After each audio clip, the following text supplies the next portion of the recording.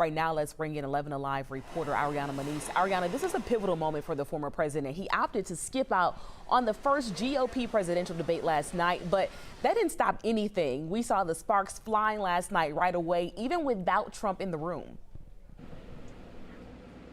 Yeah, that's right, Aisha. It was a big night for GOP candidates vying for the White House. Many were hoping to emerge ahead of the frontrunner, former President Donald Trump, but he stands to consume the spotlight when he turns himself in here at the Fulton County Jail.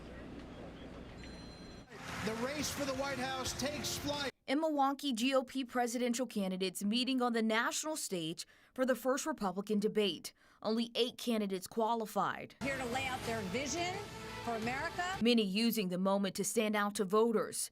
But the greater challenge is rising above the frontrunner, former President Donald Trump, who was absent from the stage and still mentioned. Donald Trump added $8 trillion to our debt. He decided to skip the debate and instead sat down with former Fox News host Tucker Carlson for an interview on X. Do I sit there for an hour or 2 hours, whatever it's going to be, and get harassed by people that shouldn't even be running for president? Candidates who are trying to break out, I mean, I think it's going to be really challenging because I think that a lot of the focus is going to remain on Trump. Political expert UGA professor Joseph Watson says Trump will remain in the spotlight even without appearing on the debate stage.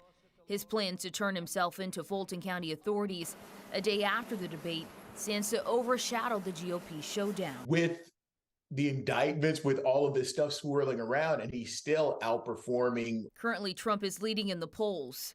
But while GOP candidates want to move past the former president, someone's got to stop normalizing this conduct. Watson says voters should continue to follow Trump's legal troubles. I think that the coverage and individuals tuning in and seeing what's happening with the prosecution and why that's happening, I think is as important to democracy as is coverage of the debate.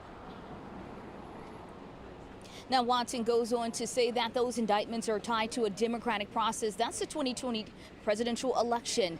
Meanwhile, there's another debate happening next month taking place in California, but it's still unclear if the former president will participate. Aisha?